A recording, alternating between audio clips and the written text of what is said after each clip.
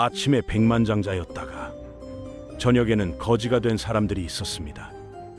전쟁이 일어난 것도 아니고 자연재해가 발생한 것도 아니었죠. 그런데도 2천억 달러가 순식간에 증발했고 미국은 10년간의 굶주림과 절망으로 빠져들었습니다. 도대체 어떻게 이런 일이 가능했을까요?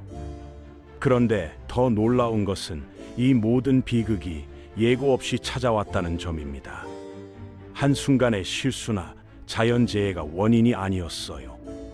오늘 이 이야기를 통해 인류 역사상 가장 참혹했던 경제 붕괴의 전말을 낱낱이 파헤쳐 보겠습니다.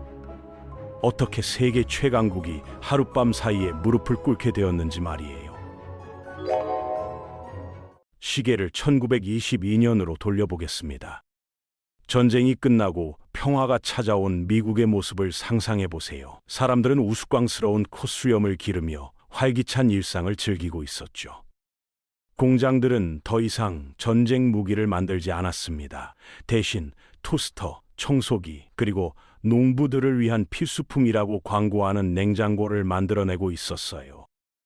뉴욕의 고층 빌딩들은 마치 하늘을 향해 경쟁하듯 솟아올랐고 재즈 음악은 그 시대의 인터넷처럼 모든 곳에서 울려 퍼졌습니다. 모든 게 완벽해 보였어요. 그런데 문제는 아무도 이 음악이 어떻게 작동하는지 제대로 이해하지 못했다는 점이었어요. 마치 운전법을 모르는 사람이 스포츠카를 몰고 있는 것과 같았습니다. 경제는 정말 황금기를 맞고 있었습니다. 사람들은 진심으로 이런 좋은 시절이 계속될 거라고 믿었죠. 경제학자들조차 앞으로 10년은 정말 흥미진진할 것이라고 장담했을 정도였습니다.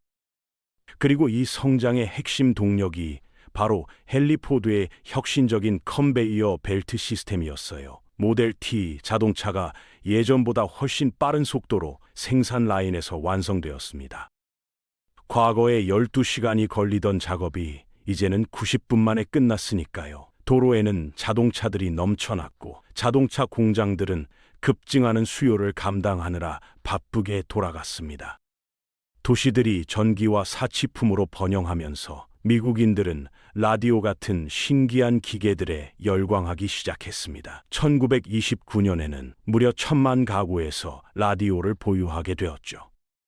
즉, 1,000만 가구에서 엘 졸슨과 30여 명의 다른 가수들의 노래를 AM 방송의 특유한 잡음과 함께 들을 수 있게 된 겁니다. 기술 혁신이 일상을 바꾸고 있었어요. 그런데 도시가 이렇게 화려한 파티를 벌이는 동안 시골의 미국인들은 춤추기는커녕 살아가기도 버거웠습니다. 미국은 이미 2개의 나라로 분열되어 있었던 거예요. 전쟁 중에 불을 쌓았던 농부들은 이제 곤두박질친 농산물 가격 때문에 고통받고 있었어요. 그래서 그들은 농장을 현대화하려고 돈을 빌렸습니다. 하지만 번쩍이는 새 트랙터도 그들의 상황을 구원해주지는 못했어요. 오히려 더 빠른 속도로 파산으로 내몰릴 뿐이었죠. 농촌의 위기는 조용히 깊어지고 있었습니다. 한편 도시의 미국인들은 자신들이 감당할 수 없는 물건을 사는 것이 새로운 취미가 되었다는 사실을 깨달았습니다. 지금 사고 나중에 갚는 시대가 열린 거예요. 라디오를 원하시나요? 할부로 사세요. 자동차가 필요하신가요? 할부로 해결하세요. 심지어 강아지 모자를 만드는 회사의 주식까지도 할부로 살 수 있었답니다. 은행들은 이런 혁신적인 금융 상품에 완전히 매료되어 맥박이 뛰는 사람이라면 누구에게든 할부 계약을 제안했어요. 신용평가? 그런 건 없었습니다. 이는 마치 물론이죠. 당신과 결혼할게요. 우리 2번 데이트했잖아요. 라고 말하는 것과 같은 수준의 금융 판단력이었습니다. 위험은 고려 대상이 아니었어요. 그런데 진짜 광기의 중심은 월가에 있었습니다. 주식시장이 어른들을 위한 놀이공원이 되어버린 거예요. 모든 게임이 승리로 끝나는 마법 같은 곳이었죠. 마진 거래를 이용하면 누구나 10달러만 내고 100달러어치 주식을 살 수 있었습니다. 나머지 90달러는 어떻게 할까요? 누가 신경 쓰겠어요? 미래의 일이잖아요. 주식은 계속 오르기만 할 테니까요. 이발사도 이런 투자 비법을 알고 있었답니다. 나를 믿어봐 젊은이. 공공시설주가 유망해 양말 종목으로 큰 돈을 벌었어. 하지만 아저씨는 여전히 이발사잖아요. 그렇지만 정신적으로는 대기업가라고. 이런 대화가 미국 전역에서 벌어지고 있었어요. 이발사, 정육점 주인, 심지어 개까지도 주식 투자 팁을 주고받기 시작하면 뭔가 이상하다는 걸 알 수 있죠. 하지만 아무도 파티를 멈추고 싶어 하지 않았습니다. 구두 닦기 아이들이 은행가들에게 놓치면 안 될 투자처를 귀띔하고 호텔 벨보이가 밴더비트 같은 재벌에게 철도 사업은 접고 연필 사업에 집중하라고 조언하는 시대였어요. 1924년에서 1929년 사이 다우존스 지수는 무려 4배나 상승했습니다. 주가는 마치 중력의 법칙에서 벗어난 것처럼 보였어요. 기업의 실제 수익보다는 분위기가 더 중요했죠. 이 선은 계속 올라가고 있으니 내 자존감도 함께 올라간다는 식이었습니다. 논리보다는 희망이 시장을 지배했어요. 회사들도 창의력을 발휘했습니다. 아무것도 소유하지 않은 다른 지주회사를 소유하는 지주회사를 설립하는 식으로 말이에요. 러시아 인형처럼 겹겹이 쌓인 구조였습니다. 실체는 없고 겹겹이 쌓인 허상과 과장된 홍보만 있을 뿐이었습니다. 누군가가 가장 바깥쪽 인형을 건드리기만 해도 모든 게 무너질 수 있는 상황이었어요. 몇몇 사람들이 경고의 목소리를 내려고 시도했어요. 경제학자 로저 밥스는 1929년에 경제 붕괴가 임박했다고 경고했습니다. 하지만 아무도 듣지 않았어요. 월가의 반응은 어땠을까요? 더 많은 주식을 사들이면서 로저에게 수영장이나 만지라고 말했어요. 재즈 밴드가 그의 말소리를 덮을 정도로 크게 연주하기 시작했죠. 하늘에서는 달러 지폐가 비처럼 떨어지는 환상 속에서 돈과 낙관주의에 취한 사람들은 그의 경고를 들으려 하지 않았습니다. 현실을 외면하고 싶었던 거예요. 그 사이 샴페인과 재즈 음악 뒤편에서는 균열이 생기기 시작했어요. 농촌 지역의 부채는 계속 늘어났고 소비자들의 빚도 급증했습니다. 경제는 절벽 끝에서 파티를 벌이고 있었는데 아무도 발밑의 바닥이 견딜 수 있는지 확인하려 하지 않았어요. 모든 사람이 춤에만 집중하고 있었습니다. 그런데 걱정할 필요가 뭐 있겠어요? 1929년이잖아요. 무슨 일이 잘못될 수 있겠습니까? 그들은 이렇게 생각했습니다. 하지만 역사는 다른 계획을 가지고 있었어요. 1929년 10월 29일 미국은 부자로 눈을 떴다가 빈털터리가 되어 잠자리에 들었습니다. 그날은 주식시장이 단순히 하락한 게 아니라 완전히 붕괴한 검은 화요일로 역사에 기록되었어요. 마치 10층 높이에서 콘크리트 바닥으로 완벽하게 다이빙한 것 같았습니다. 다우지수는 폭락했죠. 티커 테이프에서는 마치 악마가 씌운 것처럼 빨간 숫자들이 쏟아져 나왔습니다. 전화벨이 쉴 새 없이 울렸고 정장을 입은 사람들이 비명을 지르며 거래원들이 기절하기 시작했어요. 한 남자는 심장마비를 일으켰는데 회복한 후 자신의 투자 현황을 보고는 또다시 심장마비가 왔다고 합니다. 140억 달러의 재산이 사라져버렸습니다. 완전히 증발해버린 거예요. 인플레이션을 고려하면 이는 2천억 달러가 넘는 금액이었죠. 상상할 수 없는 규모의 돈이었습니다. 모노폴리 게임 돈이 아니라 실제 주택, 저축, 대학 등록금, 희망과 꿈이 모두 날아간 겁니다. 파타고니아 조끼만 빼고 다 팔았어요. 이제 이것만 남았거든요. 증권거래소 밖에는 사람들이 모여 조용히 서 있었어요. 손을 잡고 우는 사람들도 있었고 그저 땅을 바라보며 경제 전체가 어떻게 신발끈에 걸려 넘어질 수 있는지 이해하려 애쓰는 사람들도 있었습니다. 황금빛 20년대는 그냥 끝난 게 아니었어요. 모든 사람의 은퇴 자금을 가지고 절벽에서 떨어져 버린 겁니다. 그런데 이건 시작에 불과했어요. 이 붕괴는 연쇄 반응을 일으켰습니다. 먼저 마진콜이 왔죠. 호황일 때 사람들은 빌린 돈으로 주식을 샀었거든요. 10달러를 내고 100달러어치 주식을 받는 시스템이었는데 정말 훌륭해 보였죠. 시장이 폭락하고 중개업체들이 즉시 나머지 90달러를 요구하기 전까지는 말입니다. 투자자들이 서둘러 움직였지만 많은 사람들에게는 갚을 돈이 전혀 남아있지 않았어요. 하룻밤 사이에 종이로만 존재했던 재산들이 사라졌습니다. 월요일에 부유했던 사람들이 목요일에는 파산자가 되었어요. 시간이 멈춘 것 같았지만 실제로는 너무 빨리 흘러가고 있었습니다. 여름 내내 마티니를 마시며 시간을 보냈던 은행원들은 이제 사무실에 앉아 마치 그리스어로 쓰인 것 같은 대차대조표를 멍하니 바라보고 있었습니다. 그리고 은행들의 차례가 왔어요. 그 은행들 말입니다. 신뢰의 상징이었던 그 위대한 기관들, 대리석 바닥과 참나무 책상을 자랑했던 곳들이 결국 쓸모없는 서류와 맹목적인 낙관주의 위에 세워져 있었던 거예요. 주식시장이 무너지자 은행들은 대출금을 회수할 수 없게 되었습니다. 그래서 당연한 수순을 밟았죠. 무너져 내린 겁니다. 도미노처럼 하나씩 쓰러지기 시작했어요. 그러자 사람들이 달리기 시작했어요. 조깅도 아니고 빨리 걷기도 아닌 정말로 뛰기 시작했습니다. 은행 파산 소식은 들불처럼 번져나갔어요. 지역 은행 지점 앞에 군중이 몰려들어 잠긴 문을 두드리며 자신들의 저축을 돌려달라고 소리쳤습니다. 안에서는 은행원들이 그들을 진정시키려고 노력했어요. 여러분의 돈은 완전히 안전합니다. 글쎄요, 완전히 안전하지는 않네요. 이런 대화가 미국 전역에서 반복되었습니다. 신뢰는 하룻밤 사이에 증발했어요. 은행 시스템 전체가 무너지고 있었습니다. 온 가족이 모든 것을 잃었습니다. 할아버지의 채권은 휴지 조각이 되었고 마가렛 이모의 저축은 증발했어요. 작은 티미의 돼지 저금통만 여전히 가득했는데 그것은 아무도 그에게 이제 집안에서 가장 부유한 사람이 되었다는 사실을 진심으로 말해주지 않았기 때문이었습니다. 재앙은 미국 해안선에서 멈추지 않았어요. 공황에 빠진 미국 은행들이 해외 대출을 모두 회수하기 시작했거든요. 세계화의 어두운 면이 드러나는 순간이었습니다.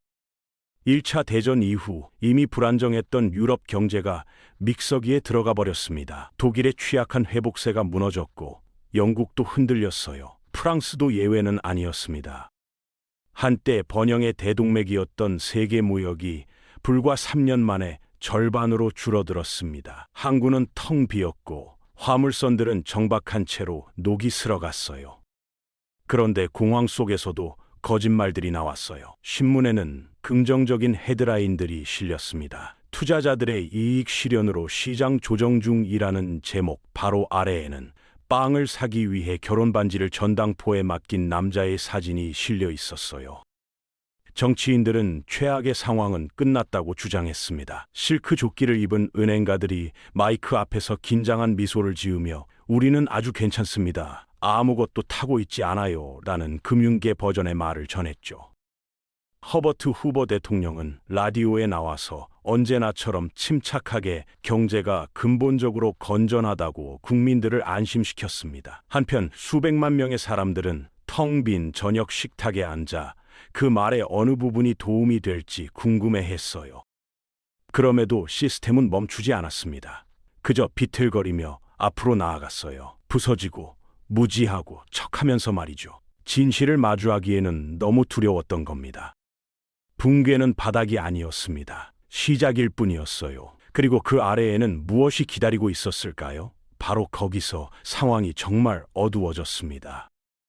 1931년이 되자 음악은 완전히 멈췄어요. 불빛이 꺼졌고 파티가 끝났습니다. 그 다음에 온 것은 정적이 아니었어요. 절망의 소리였습니다.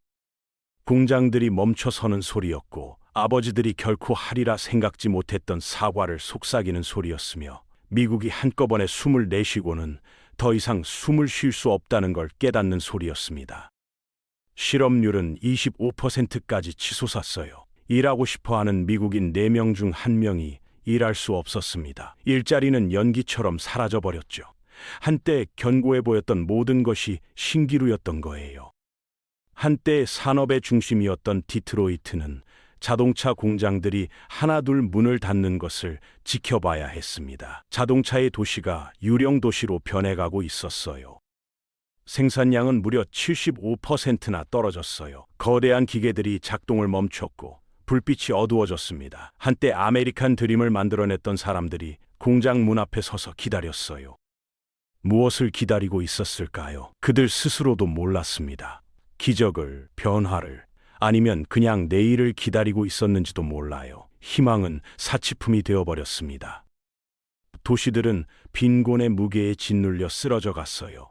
끝없이 이어지는 조용한 급식줄이 시내를 가로질러 뱀처럼 뻗어 있었습니다. 존엄성도 함께 줄을 섰어요. 어머니들은 새벽부터 묽은 수프 한 그릇을 얻으려고 줄을 섰어요. 아이들은 아침 식사가 언제부터 사치품이 되었는지 이해하기에는 너무 어렸지만 그저 지켜보고 있었습니다.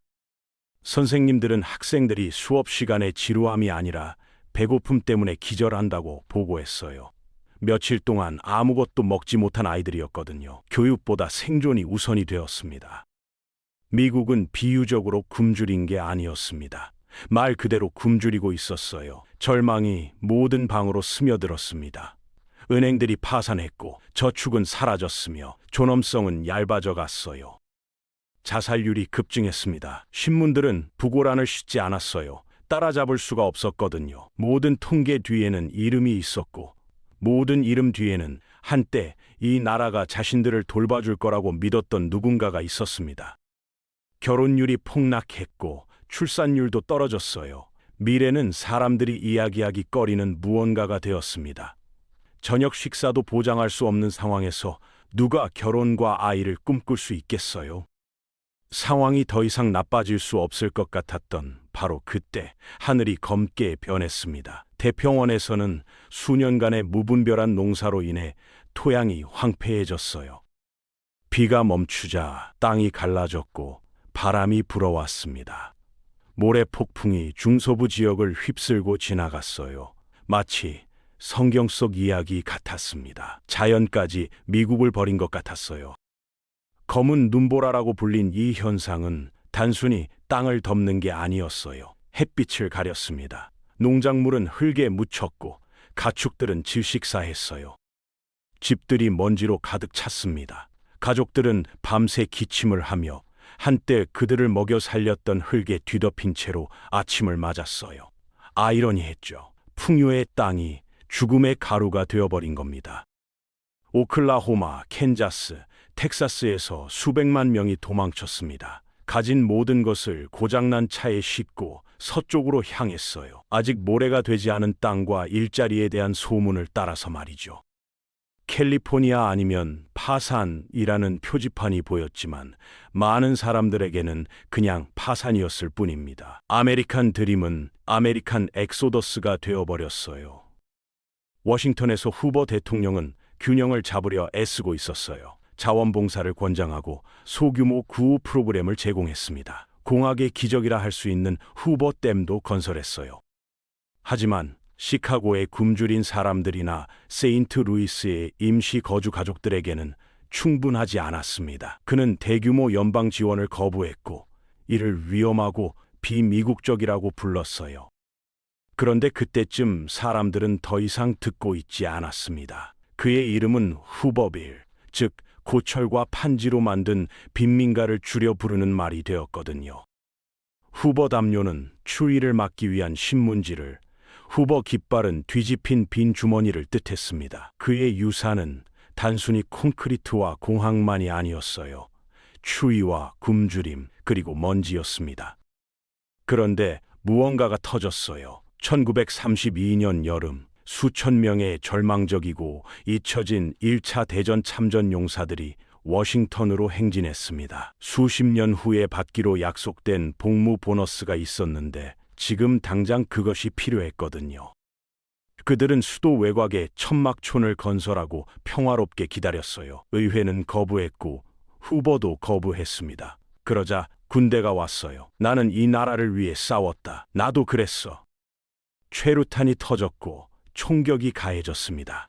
수용소는 불탔고 가족들은 연기 속으로 도망쳤어요. 정부가 자국의 영웅들에게 무기를 겨눈 겁니다. 믿을 수 없는 일이었어요. 처음으로 미국인들은 믿을 수 없다는 표정으로 지켜보았어요. 무슨 일이 벌어지고 있는지뿐만 아니라 그들이 어떤 사람들이 되었는지도 말이죠. 급진주의가 퍼져나갔습니다. 사회주의 집회가 열렸고 공산주의자들의 모집이 이어졌어요. 사람들이 그 이론을 믿어서가 아니라 자본주의가 그들에게 굶주림밖에 남겨주지 않았기 때문이었습니다. 범죄율이 급증했어요. 딜린저나 보니, 앤 클라이드 같은 은행 강도들은 악인이 아니라 민중의 영웅으로 여겨졌습니다. 다른 모든 사람을 배신한 시스템에 맞서는 사람들로 보였거든요. 미국은 단순히 망가진 게 아니라 완전히 부서져 버렸습니다. 조각조각 흩어진 꿈들이 바람에 날려가고 있었어요. 하지만 역사는 여기서 끝나지 않았습니다. 그럼에도 불구하고 무언가는 여전히 남아 있었어요. 믿음도 아니고 낙관주의도 아닌 끈기였습니다. 사람들은 포기하지 않았어요. 이주했고, 줄을 섰고, 가족을 지켰고, 살아남았습니다. 상황이 나아질 거라는 확신 때문이 아니라 다른 선택이 없었기 때문이었어요. 하지만 한 가지 의문이 남았습니다. 한때 끝없는 성장을 약속했던 나라에서 성장이 멈췄을 때 무엇이 남을까요? 그리고 과연 누가 그들을 잔해 속에서 끌어낼 수 있을까요? 답은 곧 찾아올 예정이었습니다. 하지만 그 전에 미국은 바닥을 더 깊이 경험해야 했어요. 1933년 3월, 프랭클린 델라노 루스벨트가 취임식을 위해 연단에 올랐습니다. 수백만 명이 지켜보고 있었어요. 우리가 두려워해야 할 것은 두려움 그 자체뿐입니다. 라고 그가 말했습니다. 황금도, 은행도, 먼지도 두려워할 게 아니에요. 두려움 자체를 두려워해야 합니다. 이는 단순한 연설 이상이었어요. 나라가 몇 년 만에 처음으로 깊이 숨을 쉬는 순간이었습니다. 루스벨트는 기다리지 않았어요. 몇 주 만에 은색 옷을 입은 젊은이들에게 삽과 텐트, 그리고 목적의식이 주어졌습니다. 민간 자원 보존단이 그들을 일하게 했어요. 나무를 심고 나라를 구하러 왔습니다. 그 순서대로 맞나요? 네, 맞습니다. 공공사업진흥청이 곧 뒤따랐어요. 도로, 교량, 학교, 우체국 건설에 수백만 명이 고용되었습니다. 그들은 단순히 사회 기반 시설을 재건한 게 아니었어요. 자존심을 재건했습니다. 한때 구호줄에 섰던 사람들이 이제는 비계 위에 서서 철강을 하늘로 들어 올렸어요. 테네시 강 유역에서 FDR은 TVA를 시작했습니다. 댐이 건설되고 전기가 공급되었어요. 어둠 속에서 살던 마을 전체가 빛나기 시작했습니다. 가족들이 라디오 주위에 모였는데 마침내 라디오를 살 여유가 생겨서가 아니라 처음으로 라디오를 꽂을 전기가 생겼기 때문이었어요. 천천히 그리고 확실하게 삶이 되살아나기 시작했습니다. GDP가 증가했고 실업률은 서서히 감소했어요. 먼지는 말 그대로도 비유적으로도 가라앉았습니다. 사람들이 다시 미래를 상상할 용기를 얻었어요. 하지만 루스벨트는 일자리 창출에만 그치지 않았습니다. 기계에 기름만 치는 게 아니라 고치고 싶어 했거든요. 그래서 규칙을 만들었어요. 월가가 월가식 짓거리를 못하게 하려고 증권거래위원회를 만들었고, 여러분의 돈이 다시 사라지지 않게 하려고 연방예금보험공사를 설립했습니다. 은행들이 다시 문을 열었지만 이번에는 사람들이 공황 상태로 돈을 인출하러 달려들지 않았어요. 조용히 희망을 품고 예금을 했습니다. 신뢰가 서서히 회복되기 시작했어요. 시스템이 자신들을 보호해 줄 거라는 믿음이 되돌아왔습니다. 화려하지는 않았지만 기념비적인 일이었습니다. 예술가들조차 일자리를 얻었어요. 연방예술 프로젝트는 화가, 사진가, 작가들에게 돈을 주어 회복 중인 나라의 영혼을 포착하게 했습니다. 도로시아 랭이 찍은 한 장의 사진, 이주 여성의 모습이 이 모든 것의 상징이 되었어요. 그녀의 눈은 우리는 구원받았다고 말하지 않았습니다. 우리는 살아남았다고 말했어요. 할리우드도 동참했습니다. 사람들은 회색빛 세상이 색깔로 물드는 오즈의 마법사를 보러 극장으로 몰려들었어요. 대공황 한복판에서도 미국인들은 여전히 꿈을 꾸었습니다. 어쩌면 그 어느 때보다도 더 말이죠. 도시들이 다시 활기를 띠었고 식당들이 다시 문을 열었어요. 라디오에서는 스윙 음악이 흘러나왔습니다. 눈을 약간 가늘게 뜨고 보면 스카이라인이 다시 솟아오르는 것 같았어요. 멀리서 공장들이 웅웅거리기 시작했는데 이번에는 소비재만 만드는 게 아니라 헬멧, 부츠, 탄약도 만들고 있었습니다. 세상이 다시 변하고 있었거든요. 그리고 미국은 회복을 위해서가 아니라 더 큰 무언가를 위해 움직이기 시작했습니다. 지평선 너머에는 새로운 도전이 기다리고 있었어요. 대공황은 축하와 함께 끝나지 않았어요. 일과 물집 잡힌 손과 아픈 허리, 법률과 희망, 그리고 약간의 재즈와 함께 끝났습니다. 무너져 내린 나라가 조각조각 다시 일어서기를 선택하면서 말이에요. 하지만 미국이 다시 일어섰을 때 그들은 지평선 너머에 다른 무언가가 더 어둡고 더 시끄럽고 더 세계적인 무언가가 기다리고 있다는 사실을 깨닫지 못했습니다. 그리고 이번에는 온 세상이 그것을 알게 될 것이라는 사실을 말입니다. 대공황은 끝났지만 역사는 계속 흘러가고 있었습니다. 새로운 시대가 문을 두드리고 있었어요.